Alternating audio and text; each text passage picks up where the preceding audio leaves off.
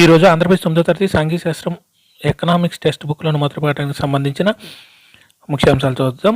మొదటి పాఠం పాలంపూర్ గ్రామ కథ. ఇందులో 17 నుంచి 21 పేజీ వరకు. అదే భూమి నుండి ఎవరైనా ఎక్కువ పండించడానికి ఒక మార్గం ఉంది. ఇప్పుడు భూమి గురించి చెప్పుకుంటాం. మొదటి పాయింట్ అయింది. ఇది రెండో పాయింట్. అదే భూమి నుండి ఎవరైనా ఎక్కువ పండించడానికి ఒక మార్గం ఉందా?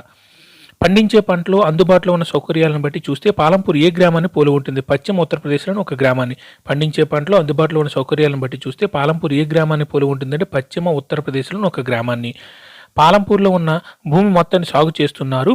కొంచెం భూమి కూడా ఖాళీగా లేదు. వర్షాకాలంలో అంటే ఖరీఫ్లో రైతులు ఏమి సాగు చేస్తారు? వీటిని పశువుల మేతగా వాడుతున్నారు. జొన్నలు, సజ్జలు. పాలంపూర్లో ఉన్న భూమి మొత్తాన్ని సాగు చేస్తున్నారు రైతులు. కొంచెం భూమి కూడా ఖాళీగా లేదు. వర్షాకాలంలో అంటే ఖరీఫ్ కాలంలో రైతులు ఏమి సాగు చేస్తారు? వీటిని పశువుల మేతగా కూడా వాడుతున్నారంటే జొన్నలు, సజ్జలు సాగు చేస్తారు. అక్టోబర్ నుండి డిసెంబర్ నెలల మధ్య ఏం సాగు చేస్తారంటే బంగాళాదుంపలు. అక్టోబర్ డిసెంబర్ నెలల మధ్య ఏం సాగు చేస్తారంటే బంగాళాదుంపలను సాగు చేస్తారు. చలికాలం రబీలో ఏం విత్తుతారంటే గోధుమను. చలికాలం లేదా రబీలో ఏం విత్తుతారంటే గోధుమను విత్తుతారు. ఉత్పత్తి చేసిన గోధుమ నుండి తమ కుటుంబాలకు కావాల్సిన ఉంచుకొని మిగిలినది ఎక్కడ అమ్ముతారంటే రాయిగంజ్లోని మార్కెట్లో. ఉత్పత్తి చేసిన గోధుమ నుండి తమ కుటుంబాలకు కావాల్సిన ఉంచుకొని మిగిలినది ఎక్కడ అమ్ముతారంటే రాయిగంజ్లోని మార్కెట్లో.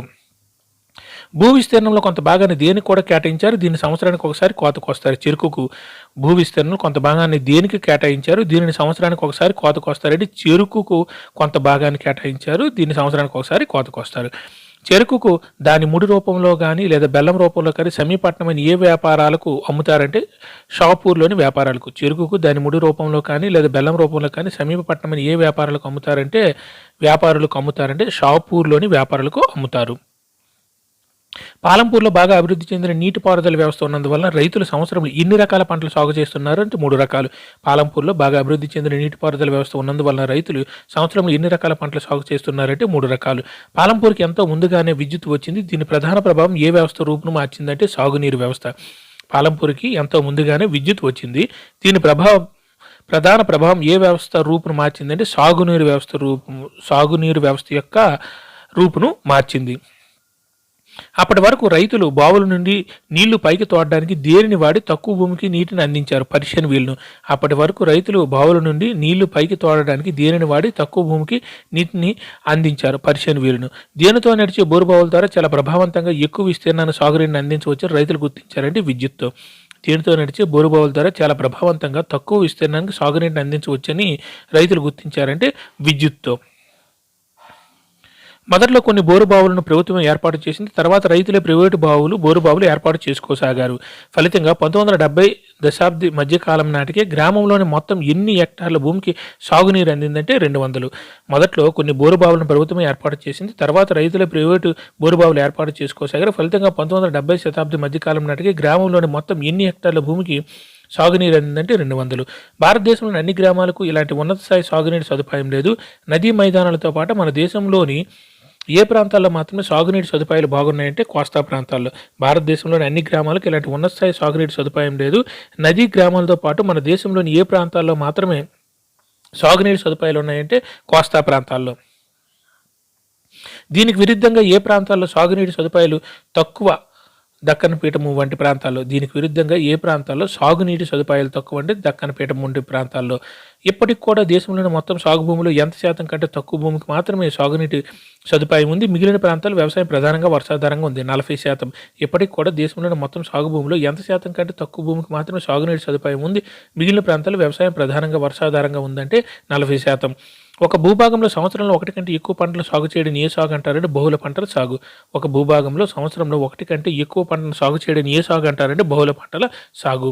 ఉన్న భూమి నుండి ఉత్పత్తిని పెంచడానికి ఏది చాలా సాధారణ మార్గం అంటే బహుళ పంటల సాగు. ఉన్న భూమి నుండి ఉత్పత్తిని పెంచడానికి ఏది చాలా సాధారణ మార్గం అంటే బహుళ పంటల సాగు అనేది. పాలంపూర్లోని రైతులందరూ కనీసం ఎన్ని ప్రధాన పంటలు సాగు చేస్తారంటే 2 ప్రధాన పంటలు. పాలంపూర్లోని రైతులంటూ కనీసం ఎన్ని ప్రధాన పంటలు సాగు చేస్తారంటే 2 ప్రధాన పంటలు.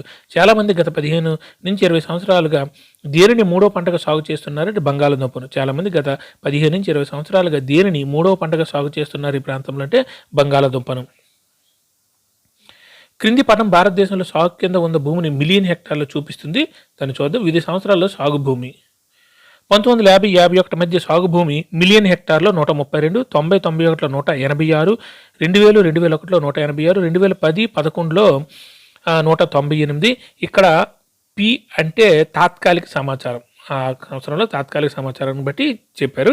2010-11లో 198. అలాగే ఇక్కడ గుర్తుంచుకోవాల్సింది ఏంటంటే 2010-11లో 198 మిలియన్ హెక్టార్లు సాగు భూమి ఉండేది. అదే 2011-12 అయ్యేసరికి ఆ సాగు భూమి అనేది తగ్గింది 196 మిలియన్ హెక్టార్లకి. అలాగే 2012-13కి 194 అయింది. 2013-14 అయ్యేసరికి మళ్ళీ 201కి పెరిగింది. అలాగే 2014-15కి 198 అయింది. మళ్ళీ 2015-16 197, 2016-17కి 200, 50-51లో 132, 90-91లో 186, 2000-2001లో 186, 2010-11లో అయితే 198, 11-12లో అయితే 196, 12-13లో 194, 12-13లో 194, 11-12, 12-13 వేసరికి తగ్గింది. మళ్ళీ 13-14 వేసరికి 201 మిలియన్ హెక్టార్లకి పెరిగింది. అలాగే 14-15 వేసరికి మళ్ళీ తగ్గింది. తర్వాత 15-16 వచ్చారు మళ్ళీ ఇంకా తగ్గింది. 2016-17 వేసరికి మళ్ళీ పెరిగింది సాగు భూమి. దీన్ని ఇక్కడ గ్రాఫ్లో చూపించడం జరిగింది. ఒకే భూభాగంలో అధిక ఉత్పత్తిని సాధించడానికి బహుళ పంట సాగు ఒక మార్గం అని మీరు చూశారు. అధిక దిగుబడి కోసం ఉపయోగించి ఇంకో పద్ధతి ఏంటంటే ఆధునిక వ్యవసాయ పద్ధతులను ఉపయోగించడం. ఒకే భూభాగంలో అధిక ఉత్పత్తిని సాధించడానికి బహుళ పంటల సాగు ఒక మార్గం అని మీరు చూశారు. అధిక దిగుబడి కోసం ఉపయోగించి ఇంకో పద్ధతి ఏంటంటే ఆధునిక వ్యవసాయ పద్ధతులను ఉపయోగించడం. ఒక పంట కాలంలో ఇచ్చిన భూభాగంలో ఉత్పత్తి చేసిన పంటను దేనిగా లెక్కిస్తారంటే దిగుబడిగా.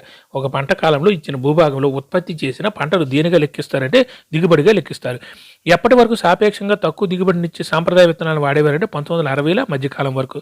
ఎప్పటి వరకు సాపేక్షంగా తక్కువ దిగుబడినిచ్చే సాంప్రదాయ విత్తనాలు వాడేవారంటే 1960ల మధ్యకాలం వరకు. ఏ విత్తనాలకు తక్కువ నీరు అవసరమవుతుంది? రైతులు ఆవు పేడ, ఇతర సహజ ఎరువులను ఎరువులుగా వాడేవారు. ఇవన్నీ రైతుల దగ్గర సిద్ధంగా అందుబాటులో ఉండేవి. వీటిని కొనేవారు కాదు. సంప్రదాయ విత్తనాలకు ఏ విత్తనాలకు తక్కువ సాగునీరు అవసరమవుతుంది? రైతులు ఆవు పేడ, ఇతర సహజ ఎరువులను ఎరువులుగా వాడేవారు.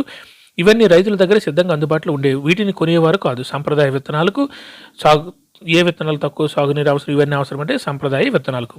ఎప్పుడు వచ్చిన హరిత విప్లవం అధిక దిగుబడినిచ్చే, ఇంగ్లీష్లో అధిక దిగుబడినిచ్చే అంటే హై ఈల్డింగ్ వెరైటీస్, అధిక దిగుబడినిచ్చే విత్తనాలను ఉపయోగించి వరి, గోధుమ పంటలు పండించడానికి భారతీయ రైతులకు పరిచయం చేసింది అంటే 1960లలో. ఎప్పుడు వచ్చిన హరిత విప్లవం అంటే 1960లలో వచ్చిన హరిత విప్లవం అధిక దిగుబడినిచ్చే విత్తనాలను అంటే HYV హై హీల్డింగ్ వెరైటీస్ను ఉపయోగించి వరి, గోధుమ పంటలు పండించడాన్ని భారతీయ రైతులకు పరిచయం చేసింది హరిత విప్లవం 1960లలో. సాంప్రదాయ విత్తనాలతో పోల్చి చూస్తే ఏ విత్తనాలు ఒక మొక్క నుండి అధిక ధాన్యాన్ని ఉత్పత్తి చేయడానికి హామీ ఇచ్చేవి? దీనివల్ల అదే భూభాగం గతంలో అందించగలిగిన దానికంటే చాలా అధిక పరిమాణంలో ఆహార ధాన్యాలను ప్రస్తుతం అందించగలుగుతుందంటే HIV హై హీల్డింగ్ వెరైటీస్ ద్వారా. సాంప్రదాయ విత్తనాలతో పోల్చి చూస్తే ఈ హై హీల్డింగ్ వెరైటీస్ విత్తనాల ద్వారా ఒక మొక్క నుండి అధిక ధాన్యాన్ని ఉత్పత్తి చేయడానికి హామీ ఇచ్చింది. ఇది హరిత ప్రభావం వల్ల వచ్చింది. అయితే ఉత్తమ ఫలితాలను పొందడానికి ఏ విత్తనాలను అధికంగా సాగునీరు మరియు రసాయనిక ఎరువులు, క్రిమిసంహారాలు కూడా అవసరమయ్యాయంటే HIV. ఈ HIV విత్తనాలకు అధికంగా సాగునీరు కావాలి, రసాయనిక ఎరువులు కావాలి, క్రిమిసంహారాలు కూడా కావాలి. అలాగైతే అధిక దిగుబడిని ఇస్తాయి ఇవి. పటం ఆధునిక వ్యవసాయ పద్ధతులు అధిక దిగుబడి విత్తనాలు, రసాయనిక ఎరువులు మొదలైనవి సూచిస్తుంది. కిందనున్న ఇవి ఆధునిక వ్యవసాయ పద్ధతులు. అధిక దిగుబడి విత్తనాలు ఆధునిక వ్యవసాయ పద్ధతిలో మొదటిది అధిక దిగుబడినిచ్చే విత్తనాలు. దానికి రసాయనిక ఎరువులు వాడటం, పురుగుల మందులు వాడడం, ఆనకట్టల ద్వారా నీటిని పంపించడం.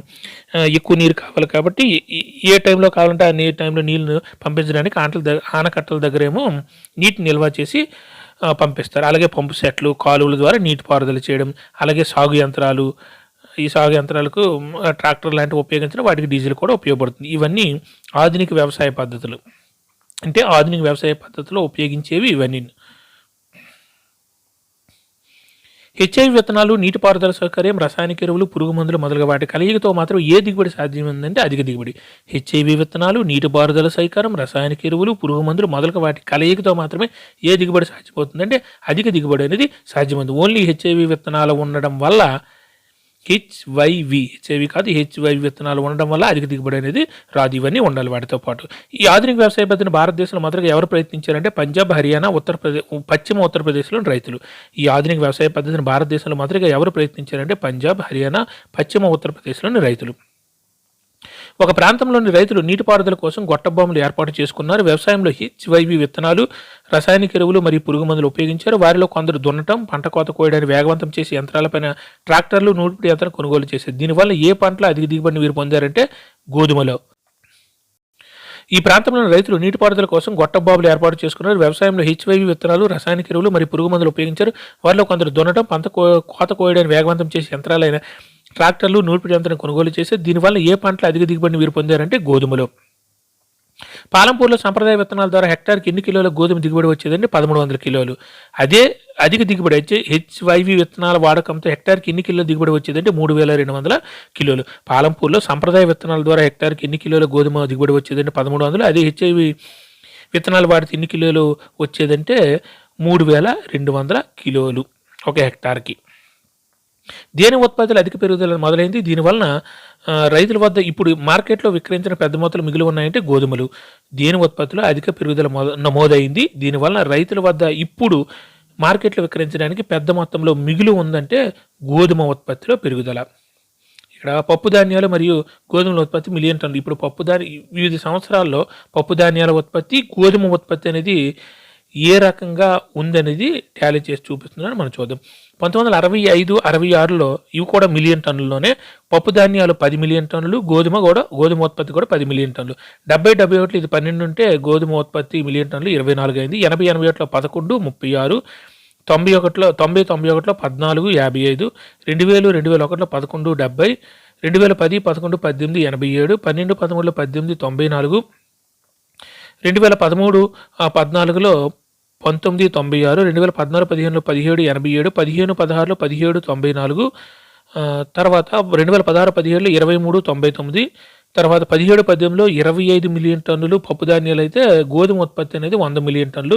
అలాగే 18-19లో 23 పప్పు ధాన్యాలు 23 మిలియన్ టన్నులు అయితే 104 పెరిగింది గోధుమ.